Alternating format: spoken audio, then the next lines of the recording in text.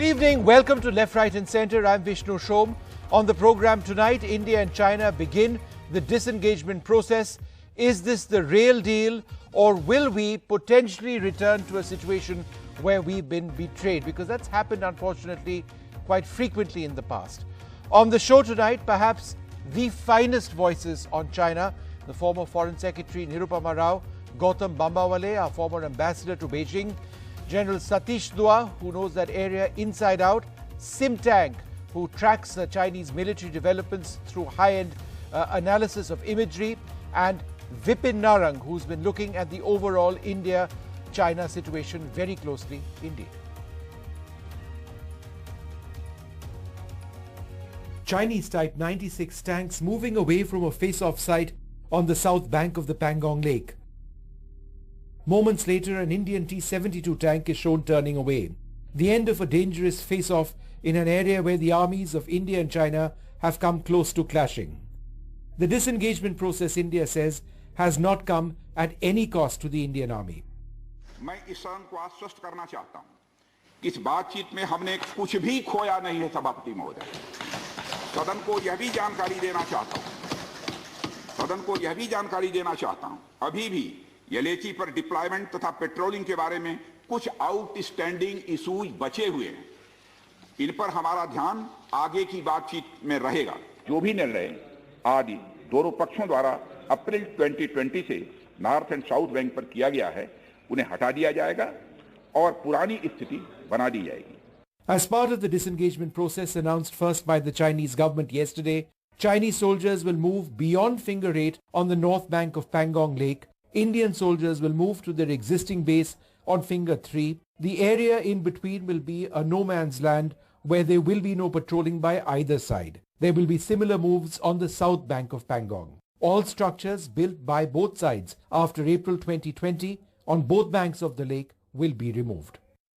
While the disengagement along Pangong is crucial, there is still no clarity on when Indian and Chinese forces will move away from each other in other parts of eastern Ladakh. This includes the Depsang Plains to the north and also the Hot Springs area. And there's still no final agreement on the status of the area between Finger 4 and Finger 8 on the north bank of Pangong, which continues to be claimed by both sides. Vishnu Shom for NDTV. Well, joining us now, Ambassador Gautam Bambawale. There are few Indian Foreign Service officers who've tracked China more closely, our former ambassador to Beijing. Good to have you on the program. Ambassador, do you believe that this is the start of a genuine disengagement, or are you worried seeing how the Chinese have betrayed us several times over the last few years? Very good evening, Vishnu, and happy to be on your program. As you can see from the great details which have been shared by Defence Minister Raksha Mantri Mr. Rajnath Singh in Parliament with the rest of the nation also, that this time round there is a very intricate, detailed plan and program of action for disengagement of troops and equipment in the Pangong Lake area. This shows that we have learned from what happened on June 15th in Galwan last year. And therefore, there is a very detailed plan of action, which, of course, as you rightly says, needs to be verified at every step. And both sides have included such verification procedures in this detailed plan. So this gives me great hope that we are going to see first disengagement in the Pangong Tso area. And then once that is successfully undertaken, that it will be spread across to the other parts of Ladakh. Ambassador, what happens to the area between Finger 4 and Finger 8? China will go beyond Finger 8. We will be at Finger 3. Does this mean that we won't have our patrolling rights to the area in between?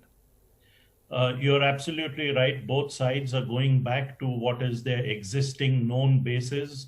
For China, it is the Sirija post beyond Finger 8 to the east of Finger 8. For us, it is going to be west of Finger 3. At the Dhansing Thapa post. There will be no patrolling till the two countries agree to some kind of modality for such patrolling. And this is not a bad thing. This is quite a good development. because it will mean that both sides will actually have to sit down at the table and negotiate how they patrol this area where there are differences of opinion between the two countries.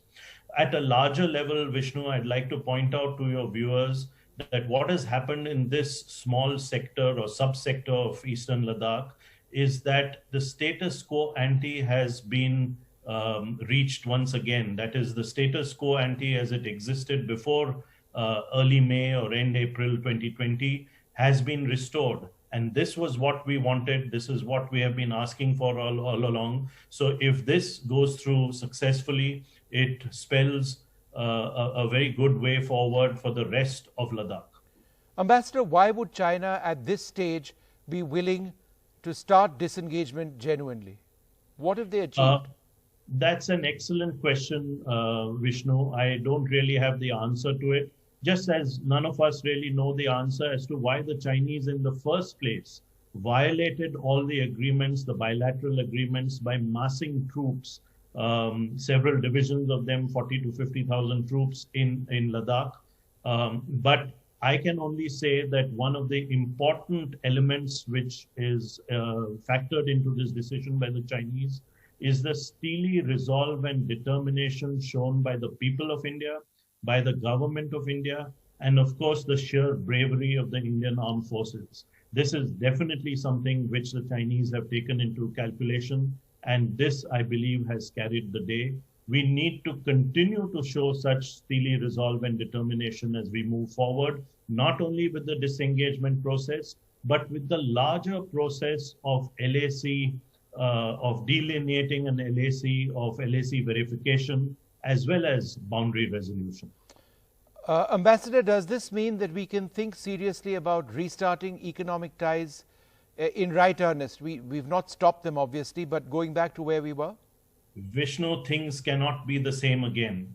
The Chinese intent in early May 2020, when they massed troops on the Indian border in Ladakh, showed both a tactical move as well as an implication which was more strategic. The tactical move, of course, was that they were trying to say that they can unilaterally decide where the LAC or even the boundary lies. We have shown them that this is not possible, and this disengagement process proves exactly this, that both countries need to sit down, negotiate, and discuss it. But at the strategic level, what was the signal being sent by the Chinese is that they are the #1 power in Asia, and India better understand this pecking order. We have now said that we do not understand and we will not take this as a given, and therefore things cannot go back to normal. There will have to be a new normal, and in fact, India-China relations will be reset after this disengagement process has taken place. I cannot go into details, obviously, but things cannot be the same. There will be a new normal in India-China relations, and the relationship will see a reset taking place. Ambassador Bambawale, thank you very much for speaking with us. I'm joined at this stage by the former Foreign Secretary, Nirupama Rao. Thank you, ma'am, very much for being with us. Ambassador Rao, what was China's intention over here? Was it to teach India some sort of a lesson, or was it to genuinely grab our territory? Well, it's very difficult for me to offer a summary view of what the Chinese intentions may have been, Vishnu. But suffice it to say that something changed in the summer of 2020. You, of course, did have Chinese transgressions across the LAC in the last couple of years, at least two major ones, as you know, in 2013 and 2014. And then you had the showdown over Doklam in 2017. Therefore, the climate in bilateral relations between India and China had been steadily deteriorating. I mean, it was very clear to many analysts here in India that the operating system in India-China relations that had been established after the visit of the late Prime Minister Rajiv Gandhi to China in December of 1988, that operating system was becoming largely defunct. Now, I remember a meeting in Beijing in 2014 when I'd gone there on a research-connected visit in connection with the book I'm writing. And I'd met a few Chinese think tankers there, and they made a statement which, in hindsight, to me, seems rather noteworthy. They talked about the western sector of the India-China border. They were obviously referring to the line of actual control. And they talked about China having a forward policy to counter what they referred to, and these are not my words, what they referred to as India's forward policy.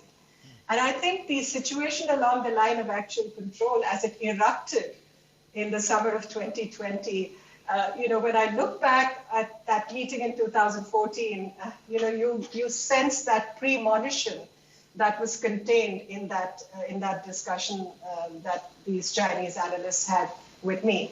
Now, you're asking if I got your question correct. I presume what you were saying is this going to signify this news of disengagement that both sides have agreed upon? Is this an indicator of a return to a near normalcy in the relationship? I would agree. I was actually trying to understand, and is why did China do what they did? Was it a territorial grab? If it was a territorial grab, then why have they gone back? And if it was just to set India an example, then this would seem to be a very extreme way of doing it. Why would they do any of this? I agree that the Chinese actions completely upset the whole calculus of all that we had sought to maintain in terms of peace and tranquility in these areas since we hadn't had an incident for 4.5 decades along the entire line of actual control with China. So there was obviously a motive. I'm not here to read, in exact granularity what the Chinese intentions were. But I know that along the line of actual control, the Chinese have had a tendency, particularly in the Western sector, to advance that line. They first defined it to us in 1956. Then they redefined it to us in 1960. Then a new status quo developed after the conflict of 1962. All this time, apart from their construction of the Aksai-Chin Highway in the mid-1950s, that line of actual control in the western sector of the India-China border had been steadily advancing westward into our territory. And this new situation that we witnessed in the summer of 2020 was very much a part of that tendency and that established trait on the part of the Chinese to advance that line of actual control. The second point is that along this line of actual control, while we had maintained peace and tranquility, that line had never been mutually clarified by either side. Attempts to do that in the early 2000s had run aground. The Chinese refused to discuss the matter with us. And therefore, this was a situation, I think, waiting to happen. And I'm so, I think, as somebody who has studied this problem for so many years, I am relatively reassured by the fact that the two sides have now agreed to a scheme, a pattern, an agreement for disengagement along this LAC in the Pangong Tso area. The defense minister mentioned very clearly in his statement in Parliament today that there are other areas of where disengagement, similar disengagement is required if the situation has to return to a semblance of peace and tranquility. There's a lot of work involved. There's a lot of work involved, not only in the disengagement, but in ensuring that peace and tranquility will be maintained in these border areas. But this is a historic decision in my view.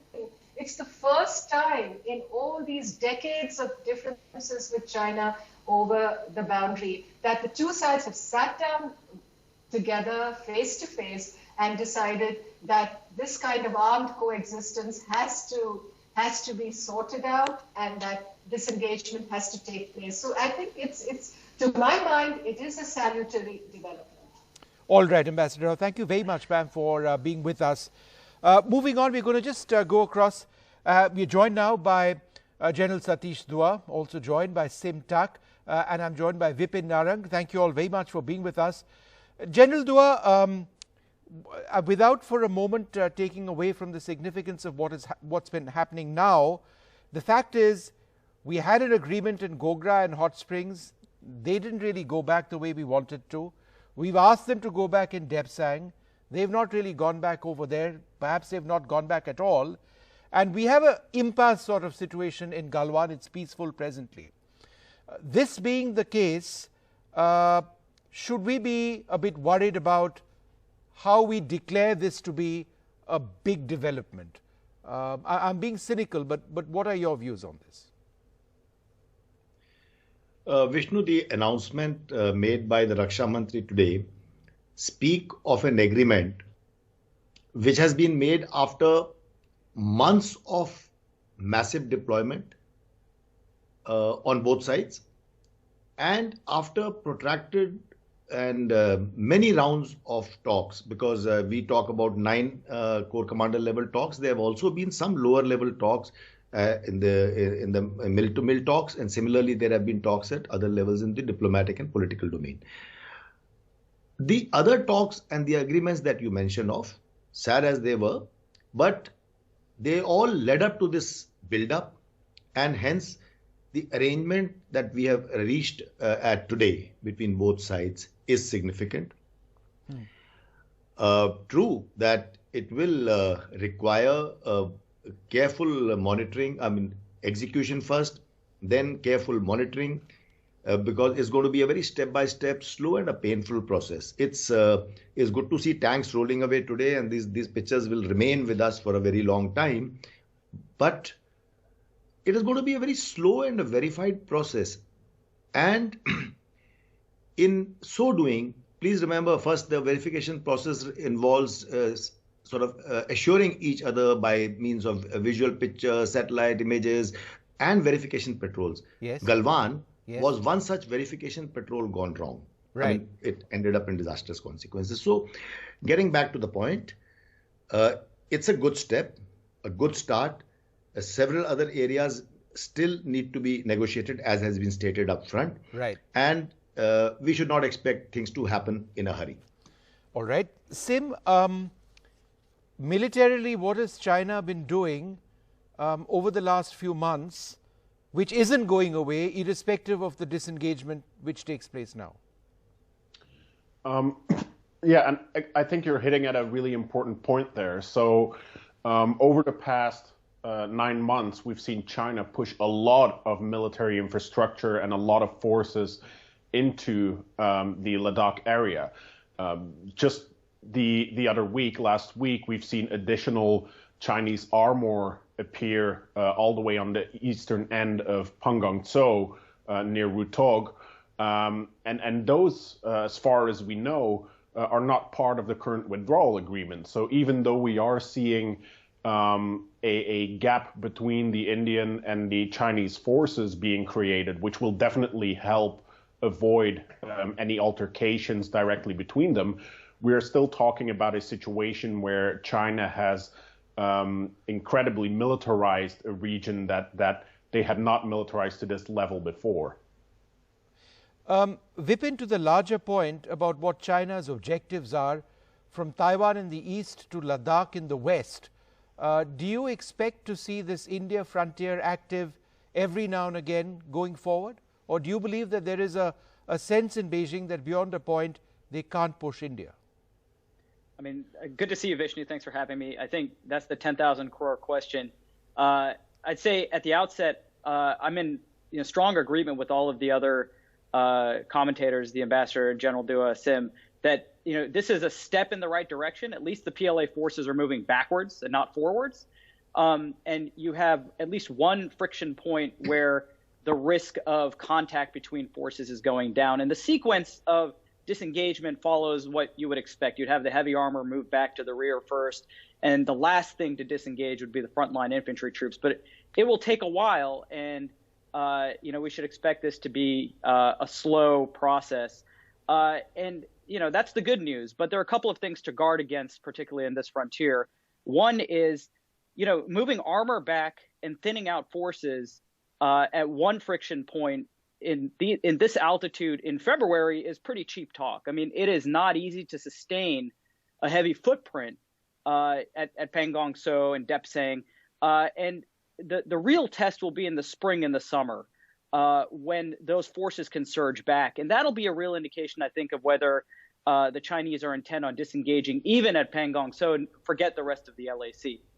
The other thing to guard against, which I think is a really important point, which you alluded to, is it is an open question as to whether the Chinese overall strategy on the LAC was to take 3 or 4 bites at places and then withdraw, let's say, at Pangong So to look reasonable, but hold on to the rest.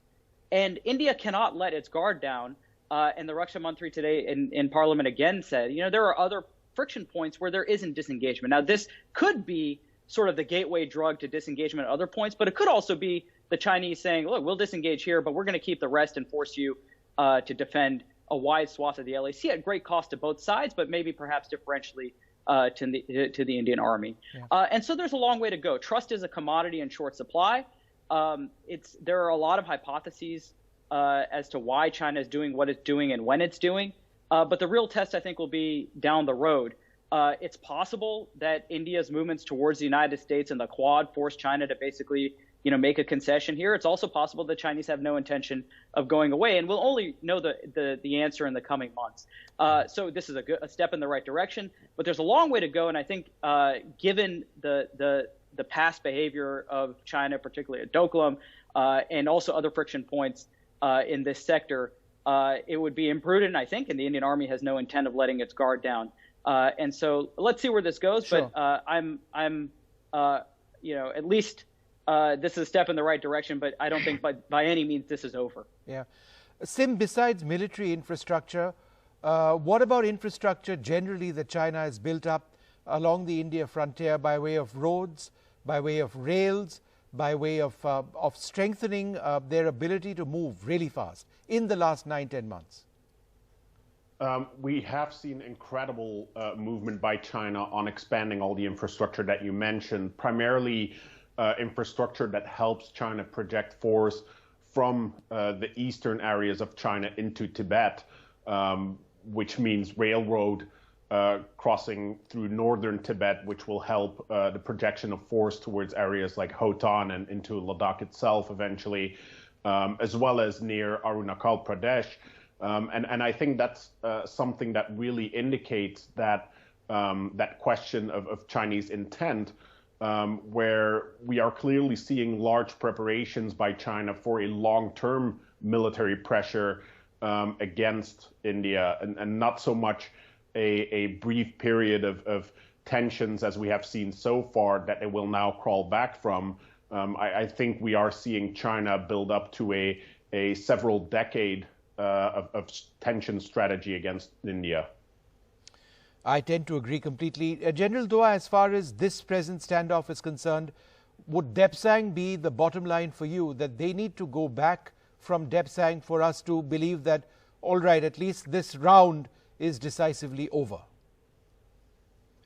Why limited to one point? Okay. There are, I beg your pardon, there are a few friction points. The Raksha Mantri has spoken about some, and rest are going to be discussed in the near future. Some dates have also, some timelines have been mentioned. So it's not only one particular area, there are several other friction points, and it was decided, if it has been decided that we are going to return to status quo ante, then that's the way it should be.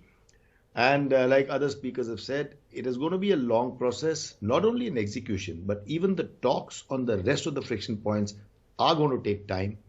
And having made this beginning, one can really hope for a better resolution of other friction points as well. All right. Well, it is certainly a start, and I'd like to thank all of you for joining us. I must confess, the start has taken a lot of us by surprise.